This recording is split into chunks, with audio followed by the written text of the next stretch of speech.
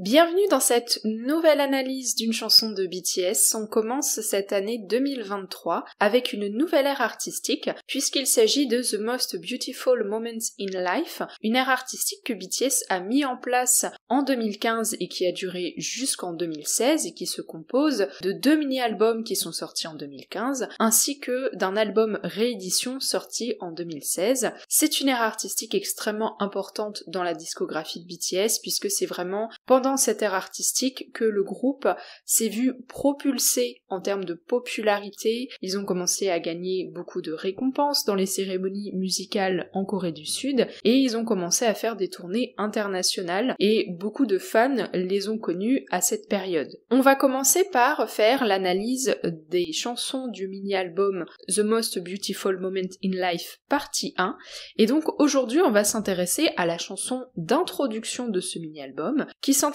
aussi The Most Beautiful Moment in Life. Il s'agit d'un solo rappé de Suga qui a été en partie écrit par lui. Il a travaillé avec un des producteurs de Big Hit, Slow Rabbit, pour la production ainsi que l'écriture de la chanson. La chanson commence avec les paroles suivantes. Le rebord semble plus loin aujourd'hui. Mes soupirs jaillissent sur le cours. Un garçon qui a peur de la réalité, son cœur n'est en paix que lorsqu'il lance la balle qu'il jette par lui-même. Ce que je jette vers le rebord sont d'innombrables pensées et inquiétudes au sujet de la vie. Même si je prétends que je connais le monde, mon corps n'est toujours pas mature. Dès le départ, ces paroles nous décrivent une scène qui a lieu sur un court de basket, notamment avec les termes rebord qui fait référence au rebord du panier de basket, et le terme court qui est l'espace où évolue le joueur de basket. Et puis on a la phrase « Son cœur n'est en paix que lorsqu'il lance la balle » qui nous décrit le mouvement de l'individu dont il est question dans les paroles. Tout ceci nous permet de nous dessiner une scène bien précise, celle d'un joueur de basket qui trouve dans ce jeu un apaisement face à ses soucis psychologiques. Et d'ailleurs c'est en lien direct avec la personnalité de Suga, puisque c'est quelqu'un qui adore le basket, il l'a pratiqué pendant plusieurs années, et depuis qu'il a sa carrière d'idol K-pop, on peut le voir régulièrement assister à des matchs de basket quand il va aux États-Unis par exemple. On voit à travers ces paroles que le basket est un exutoire. C'est marqué par la phrase « Ce que je jette vers le rebord sont d'innombrables pensées et inquiétudes au sujet de la vie ». Enfin, on a un décalage marqué par la dernière phrase, avec l'état d'esprit qui se présente comme étant mature, et le corps physique qui lui est jeune. Suga nous décrit sa posture entre d'une part sa jeunesse physique et la maturité psychologique qu'il éprouve et qu'il n'arrive pas à concilier avec ce corps physique. Même si je prétends que je connais le monde, mon corps n'est toujours pas mature. Dès les premières phrases de ce passage, on a la description d'un Suga jeune qui joue au basket pour essayer de gérer ses soucis personnels.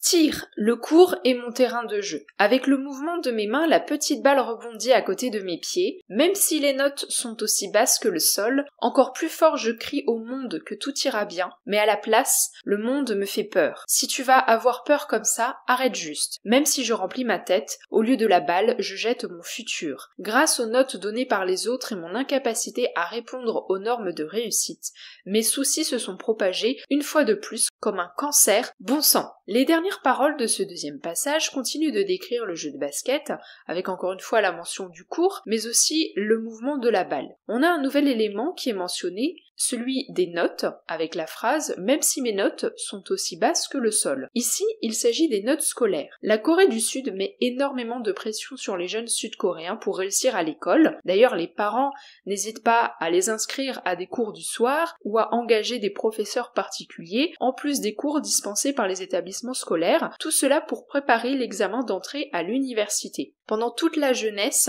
les Sud-Coréens ont donc cette énorme pression de devoir rentrer à l'université, parce que pour la société sud-coréenne, rentrer à l'université, ça garantit de réussir sa vie. Un élève qui a donc des notes basses se retrouve dans une position extrêmement compliquée. On voit que c'est ici le cas de Suga, qui visiblement nous évoque son échec scolaire, avec la phrase « Mon incapacité à répondre aux normes de réussite », qui résume cette situation. Et donc on commence à comprendre le poids psychologique qui pèse sur son esprit. Avec la balle jetée, j'ai éclaté de rire, mon souffle monté jusqu'au menton, c'est des rêves qui se tortillent, les dribbles accélèrent et mon cœur qui devient plus heureux, même si ce moment semble durer pour toujours. Ici, la description du basket continue encore une fois avec la mention de la balle et la mention des dribbles, un terme propre au jeu du basket. Suga est en train de nous décrire un souvenir, un moment qui le rend heureux, marqué par la phrase « mon cœur qui devient plus heureux ». On comprend donc qu'il y a un décalage entre sa réalité et le moment où il joue au basket, puisque son niveau de bonheur augmente lorsqu'il joue à ce jeu. Et donc le basket s'oppose à ses soucis du quotidien,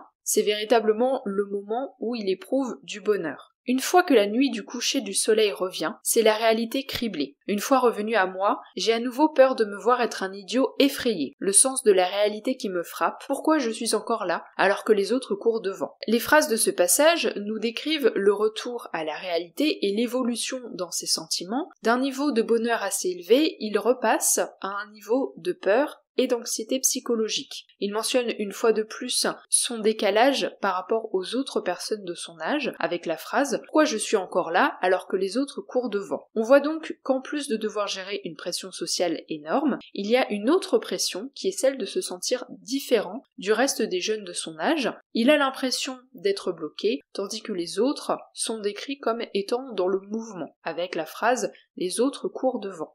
Respire ou rêve, maintenant rame à nouveau les avirons le long du rythme cardiaque. Si tu vis en prétendant que tu ne sais pas, emprisonné dans le jugement superficiel des autres, le soleil se couchera sur ta vie comme sur le cours. Dans ce passage, on peut y voir une référence à la dépression, notamment avec la phrase « Si tu vis en prétendant que tu ne sais pas, emprisonné dans le jugement des autres, le soleil se couchera sur ta vie comme sur le cours ». Suga a été en dépression pendant plusieurs années lors de son adolescence, et comme à travers cette chanson, il décrit un moment de son adolescence, c'est assez logique qu'il en vienne à parler de dépression. Cette dépression est causée par le rapport aux autres. Le jugement superficiel des autres, c'est le terme qui est employé dans les paroles, est ici une référence au fait que la société le considère uniquement comme quelqu'un qui doit donner des résultats scolaires et pas véritablement en tant que personne. Il est toujours considéré via le prisme de ses résultats.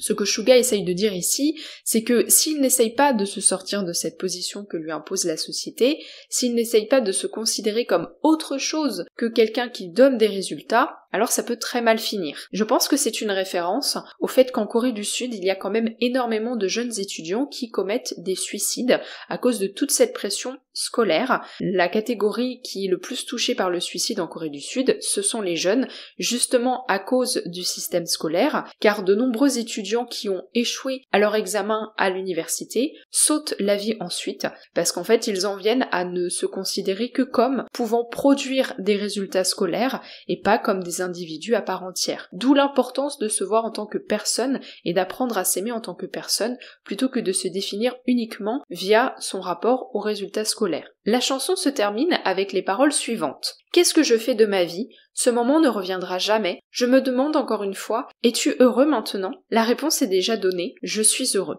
La chanson se conclut sur une phrase que Suga s'adresse à lui-même concernant son état psychologique. Il est en mesure de répondre de façon positive parce que jouer au basket pour lui est synonyme de bonheur. Encore une fois, ça permet d'inscrire ce souvenir comme étant quelque chose de positif dans une période de sa vie qui est négative. En conclusion, cette chanson est très personnelle puisqu'elle nous témoigne de l'état psychologique de Suga lorsqu'il était adolescent. On voit ses difficultés personnelles par rapport au système social sud-coréen et le système universitaire, ainsi qu'avec le rapport qu'il entretient avec les jeunes de son âge et l'importance du basket dans sa vie. À travers ce témoignage personnel, c'est aussi le témoignage d'une réalité sociale et ça nous permet de comprendre un peu plus toute la pression que l'on met sur les jeunes sud-coréens. On voit que le message de cette chanson est aussi en décalage avec le titre, puisque The Most Beautiful Moment in Life, en français ça signifie le plus beau moment de la vie. De façon générale, la jeunesse a tendance à être considérée comme un peu l'âge d'or de la vie de l'individu, et on voit ici que cette image est complètement en décalage avec le message que Suga nous transmet dans les paroles, puisque pour lui, comme pour la jeunesse sud-coréenne, on voit que c'est un moment de la vie qui est rempli de pression psychologique, au point de mener à la dépression, au point de mener à des idées suicidaires. Donc on a vraiment ce décalage tout au long de la chanson avec le titre, et ça fait aussi écho aux différentes thématiques que BTS va explorer à travers l'ère artistique The Most Beautiful Moment in Life, puisque I Need You, qui est la chanson promotionnelle de cette ère artistique, nous témoigne de scènes assez violentes dans le MV, où on voit les membres de BTS être en proie à des situations psychologiques compliquées. Donc avec cette introduction, on a vraiment les bases des thématiques que l'on va retrouver dans le premier mini-album de The Most Beautiful Moment in Life, et un peu plus tard ensuite dans le reste de l'ère artistique. J'espère que cette analyse vous aura plu, n'hésitez pas à me dire ce que vous en avez pensé en commentaire, n'hésitez pas non plus à me dire ce que vous pensez de cette introduction, est-ce que vous connaissiez la chanson, qu'est-ce que vous en pensez, si vous avez aimé vous pouvez laisser un pouce bleu et vous abonner au podcast si ce n'est pas encore le cas, n'hésitez pas non plus à partager le podcast aux personnes autour de vous qui s'intéressent à BTS et à la K-pop. On se retrouve lundi prochain à 18h pour une nouvelle analyse.